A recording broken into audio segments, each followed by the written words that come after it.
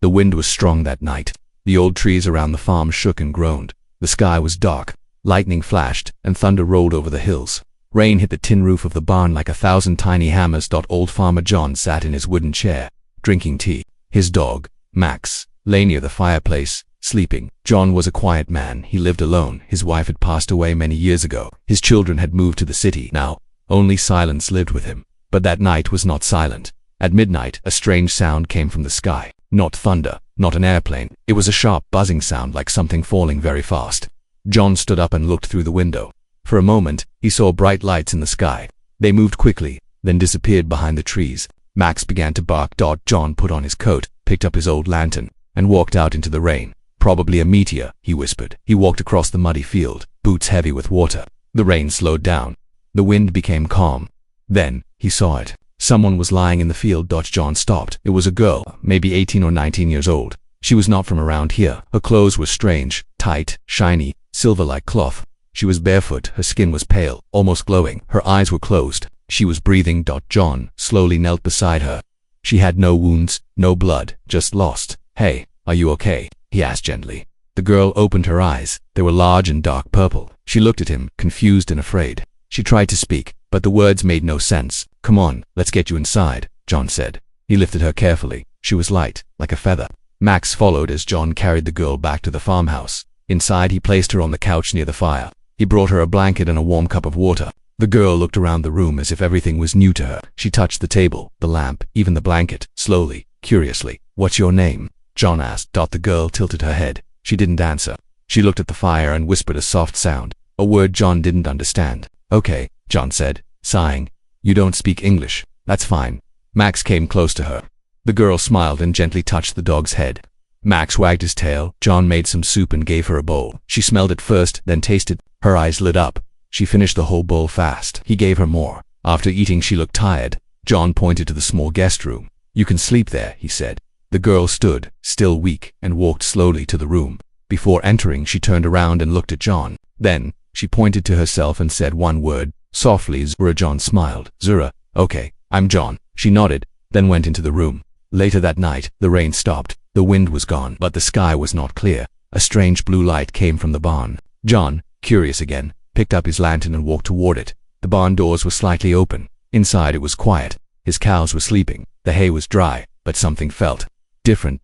Then he saw it. In the far corner of the barn, on top of the hay, a small circle of light was glowing, very dim, almost like a candle. He stepped closer, but as he did, the light faded away. Nothing was there. He shook his head. "I'm too old for this." He closed the barn doors and walked back to the house. Inside, Zura was not sleeping. She stood near the window, looking at the stars. She placed her hand on the glass and whispered something in her strange language. John watched her for a moment. She looked so alone, so far from home. He didn't know who she was. He didn't know where she came from. But something in his heart told him she needed help, and he would help her even if she was not from this world. The morning was too quiet. Birds didn't sing. Wind didn't blow. Even the old rooster forgot to crow. John woke up early like always, but something felt wrong, as if the world was holding its breath. He walked to the kitchen, made coffee, and glanced at the guest room door. It was slightly open. He knocked gently. "Zura." No answer. He pushed the door. The bed was empty. The window was open. Panic hit him. He grabbed his coat, whistled for Max, and rushed outside. The field was cold, dew still fresh on the grass. Then he saw her, Zura, standing in the middle of the field, barefoot, arms lifted, eyes closed. Floating. Yes, she was floating 2 feet above the ground. John froze. A soft blue glow surrounded her. Her silver dress moved gently, even though the air was still. Strange symbols were floating around her hands, glowing in the air like fireflies. Then, suddenly, her eyes opened. The glow vanished. She fell gently to the ground and looked at John. She didn't seem scared. In fact, she smiled. John stepped back. "What was that?" Zura didn't answer. She simply walked past him like nothing strange had happened. John followed her back to the house. He wanted to ask questions. But how do you ask someone if they're human, without sounding crazy? Inside, she pointed to the radio on the shelf. It hadn't worked in years. "Radio," she said. "You know that." She nodded. She walked to it, placed her hand gently on it, and the radio turned on. Music played. Loud, clear, a song from the 80s. John stared. "It's broken." "How?" Zura didn't explain. She just smiled again, as if fixing it was the most normal thing in the world. That afternoon, John gave her paper and a pencil. She began to draw, fast, focused. Within minutes, she covered the page with stars, planets, and shapes that looked like ships. She pointed at a big circle on the paper. My sky, she said. You mean your planet? John asked. She nodded. Then she drew something falling, a small pod crashing toward the ground. She touched her chest, then pointed to the drawing. You here. Zura nodded again. Her face turned sad. She whispered, gone, ship broken. John didn't understand everything, but he understood enough. She wasn't from here, not from this country, not from this planet. Zura was alien. That night, strange things happened again. The barn glowed softly, not the whole building, just a part near the hay. John, now half expecting it, took his flashlight and entered the barn. This time he didn't find light. He found something growing. In the darkest corner, half covered in straw, was a small egg. It wasn't like a chicken egg, it was bigger, the size of a football, smooth, silver, with small blue veins that pulsed like a heartbeat. John stepped back. What in the world? Then he heard a soft sound behind him. Zura stood at the door. She walked in, kneeled beside the egg and placed both hands on it. The egg glowed under her touch. She looked at John. This is safe. What is it? He asked. Life, she said. My baby. John couldn't speak. Too many thoughts rushed through his head. You laid this? He asked quietly. She nodded. One more. Come more. Zura stood. I need help. Safe here. John didn't know what to say. She was asking for shelter, for trust, for protection. He looked into her strange purple eyes. Something about her didn't feel dangerous. She was lost, she was alone, and maybe, just maybe, she was scared, just like he had been all these years. He nodded slowly. Okay, you can stay. Zura smiled. She walked up to him, touched his hand lightly and said, you are good, you safe. She pointed to the sky, then to her heart. I remember. That night, John couldn't sleep. He looked out the window, toward the barn. An alien girl was sleeping under his roof. A glowing egg was hidden in his hay. Strange powers moved in his fields, and yet somehow he didn't feel afraid. He felt needed. Darkness. Then light. Not the sun, not a lamp. Something brighter, bluer, cold, alive. Zura floated through empty space. Stars blinked around her. Her ship, a silver round vessel, was on fire. Alarms screamed in her ears. A screen showed a planet below. Earth. She whispered one word. Run. Flames burst. The ship cracked. Her body slammed into a pod. The hatch closed. The stars disappeared. Then she woke up. Her eyes opened fast. Sweat covered her skin. She was breathing hard. John stood in the doorway holding a cup of tea. You were dreaming, he said gently. Zura didn't answer. She looked out the window. The morning sky was clear, soft orange. Birds flew by, so different from space. She finally spoke. Falling. I remember. John walked over and handed her the tea. From the stars. Zura nodded. Later that day, John sat outside, whittling wood. Zura sat on the grass, her fingers digging into the soil like it was treasure. She looked up at him. Your world feels soft. John smiled. That's one way to put it. Zura drew in the dirt again. Stars, circles, a large shining ball. She pointed. My home. What's it called? John asked. She paused, then wrote slowly. Vera. A long way from Kansas. John muttered. Zura kept drawing, but her hand shook. He noticed. You okay? She closed her eyes. Vera. Not safe now. War. Fire. I run. I carry life. She touched her stomach, then looked toward the barn. The egg. John stood slowly. How many more? He asked. Zura didn't speak. Instead, she stood up and walked toward the barn. John followed.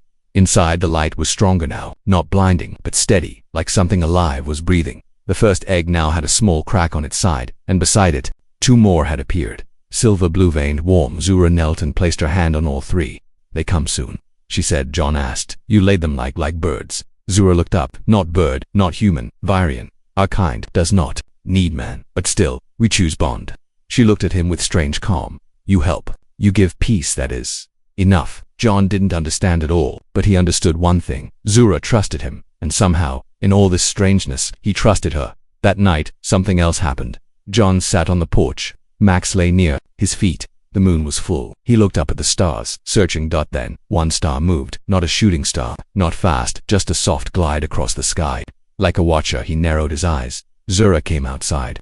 She followed his gaze. They searched. She whispered. Who? John asked. My kind, not good ones.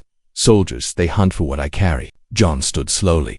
The egg, she nodded. They will feel the signal soon. It grows with life. He looked at the barn. We should hide them, no? Zura said calmly. They already know. Hiding ends now. John felt a chill in his bones. Then what do we do? Zura walked closer. She placed a hand on his chest. You stand like mountain, like old tree. You protect. He didn't know what to say. No one had spoken to him like that in years. Zura smiled gently. You are not farmer only now. You are God for life. Inside the barn, the cracked egg pulsed. A tiny light flickered within. A sound came, not loud, but clear. A heartbeat, not just Zura's past, but a future, and it was starting here. in a quiet field, on an old earth farm, under a sky full of stars that no longer felt so far away. It watched. From above the clouds, hidden in black metal, a machine hovered without sound, no wings, no fire, no trail, just stillness. Its large round red lens focused on one place, a lonely barn on earth. Inside that barn, 3 small signals pulsed like soft beacons. Life detected, target located, begin silent scan.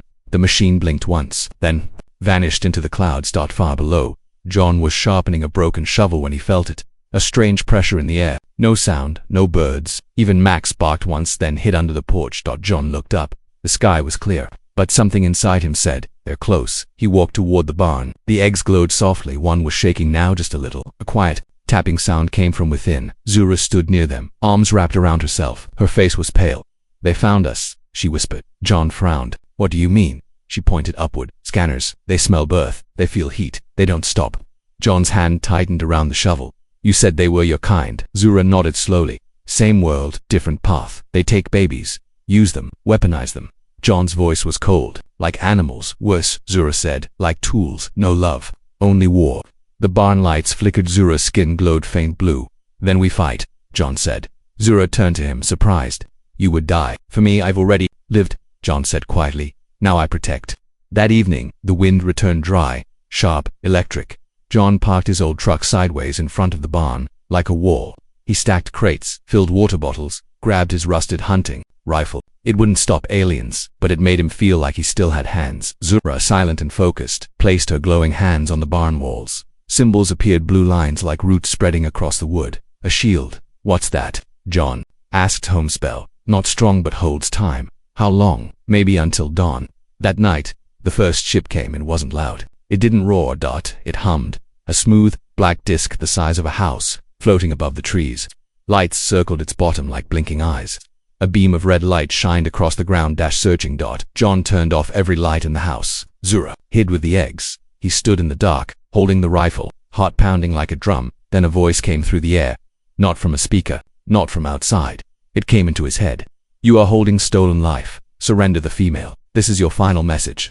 John shouted into the dark, "Get off my land." The ship made no reply. It sent down something else. 3 figures dropped silently to the ground. They were tall, thin, wearing armor like black stone. Their faces were smooth, no mouths, only glowing blue eyes. One held a long staff. It pulsed with light. They walked toward the barn. John raised his rifle and fired. The shot did nothing. It hit a shield and sizzled away. The aliens kept walking, but then Zura stepped out, her eyes glowing, hair floating, hands raised. She didn't speak in English. She sang. The song was soft, like wind through glass. It wasn't loud, but it shook the air. The lead alien stopped. Its armor cracked, just slightly. Zura raised her hands higher.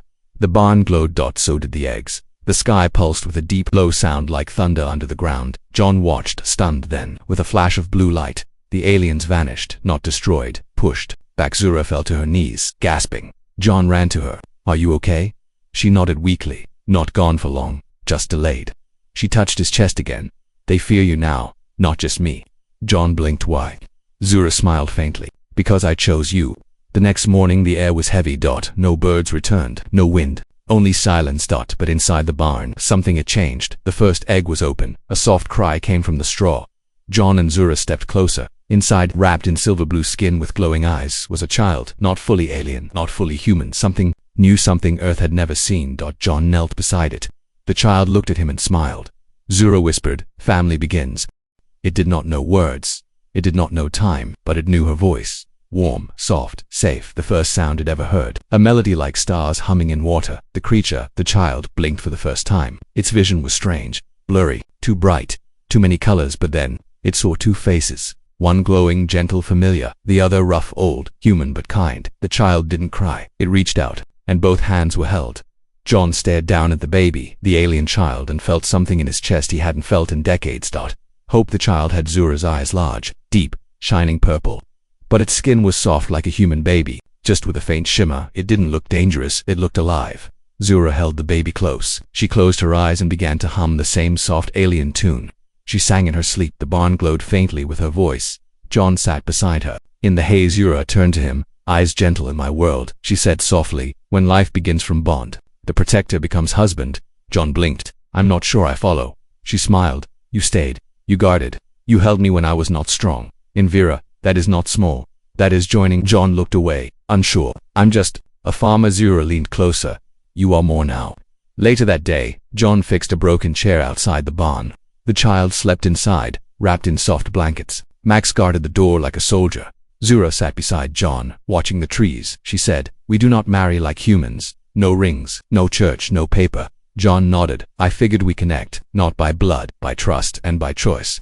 She touched his hand at choose. John didn't speak right away. He looked at her, not as a stranger now, not as something alien, but as someone who had lost a world, and still chose to trust him. Maybe that was stronger than love, he said. I don't know what kind of husband I'd be, but I can protect, I can stay. Zura smiled. Then you are already one.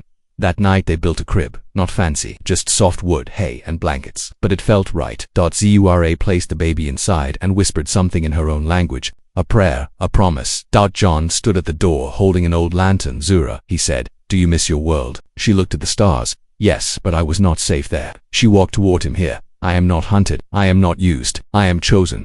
She looked at him closely. No one ever chose me before. John's eyes softened. Me neither. But peace didn't last. In the early hours of morning, a loud humming returned. Another ship, bigger. Zura stood fast. They come faster now. The child woke something. John loaded his old rifle, then let them come. Zura placed her hand over the barn wall again. This time the symbols glowed brighter. A stronger shield. She turned to John. There is danger, but also joy. Invira, the word for both is the same. What word? He asked. She smiled. Tor. It means the fire that gives life. Outside, the ship hovered over the forest, but it did not descend. It watched, measured then. A message appeared in Zura's mind. You bonded with a human. You are no longer ours. Zura stepped forward, lifting her chin. Good, I was never yours. The ship vanished. No battle. Not this time. That night, John sat by the crib. Zura lay beside the child, eyes closed, humming again. The stars were quiet. John whispered, more to himself than anyone. I never thought I'd be a husband again. Not like this, but maybe. He touched the edge of the crib. Maybe this was always waiting for me. Asterisk, smoke, fire, screams. The sky was red. The barn was shaking. John lay flat in the mud, coughing, eyes burning. Sparks flew overhead. Max barked wildly, trying to drag someone out of the flames. Inside the barn, Zura screamed. Blue light exploded. And then 12 hours earlier, the morning was quiet. The kind of quiet that comes before a storm. Zura held the child, rocking gently. John made tea in silence. Neither of them spoke much anymore. Words were too slow now. They felt time shortening. They felt eyes above them. That afternoon, the sky turned metal gray. Not a cloud in sight, just a wide, spinning shadow. Something massive hovering. John stepped outside, rifle in hand. But he didn't aim, he just stared. A ship the size of a stadia hung over his farm, not moving, not landing, just waiting. Zura came beside him. They are not here to talk. Then what are they here for? She looked at the child. To erase. That night, a warning blast hit the trees. 3 acres of forest vanished. Just gone, burned into glass. John started stacking sandbags. He wired the fence. He dug trenches with bare hands. He didn't know if it would help, but doing something felt better than fear. Zura placed the child in the underground root cellar. It glowed with her energy, a safe bubble of time where nothing could enter. She looked at John. You don't have to stay. I already stayed, he said, and I'm not running now. Then came the attack. A ring of light cracked open the sky. A hole between worlds. Figures dropped through it. Dozens, soldiers in black armor, floating slightly above the ground. No legs. Just smoke. They didn't walk. They glided. Their faces were still masks, but now long, sharp weapons grew from their arms. Not metal. Something alive. John fired once. It didn't matter. The bullet turned into dust before reaching them. One of the soldiers raised a hand. John flew backward, crashing into the side of the barn. Zura stepped out. This time she didn't sing, she roared. The ground cracked. Every egg in the barn pulsed, not just 1 or 2. Now there were 6. They all shone with energy, life not yet born, but ready to defend. Zura lifted her arms. Her body began to glow brighter, stronger, until she was floating off the ground. You will not touch them, she spoke in her own tongue. The alien soldiers began to fire, not bullets, but waves of heat and light. The barn's shield flared. John, barely standing, dragged himself up and shouted, Zura, don't do it. Alone. She turned and saw him. Then she shared her power. For a second his skin lit up blue. He felt her memory, her pain, her fight, and then he stood with her. Inside the barn, the eggs cracked. The children within were not afraid. They glowed too, soft and fierce. Zura screamed. A beam of light shot from her chest, straight into the sky. It hit the ship. The ship didn't explode. It crumbled piece by piece like dust in water. It faded into nothing. The soldiers stopped. Their weapons fell. Their bodies froze, then melted. Into black mist, silence fell again, but Zura collapsed now. We're back where we began. Smoke, fire, silence. John crawled to her side. Her body was cold. Her eyes were half open. Zura, he whispered. She smiled weakly. Safe, they safe, they safe. Don't leave, he said. Don't leave me too. She touched his cheek. In your world I became more, not weapon, not machine, just mother, wife. Her hand fell, but her body did not vanish, it glowed, and from her chest one final light rose upward and joined the stars. Hours later, the sky cleared. The barn stood, broken but alive. The child in the cellar awoke. The eggs pulsed gently, and John, old farmer, rifle still in hand, walked out into the morning, light alone now, but not really, because behind him the barn was full of children, and above him, the stars had one more light. They say a star fell on a farm once. The voice was young, clear, a child's voice. Not a baby, not fully grown, somewhere in between, curious, soft. It didn't burn, it didn't crash, it became a woman, and she made light grow from her body. The other children listened, wide-eyed. They say she called an old farmer her husband, and he became the first protector of her kind. In the distance, an old man sat under a tree, listening. He smiled faintly, staring at the sky. That his name was John.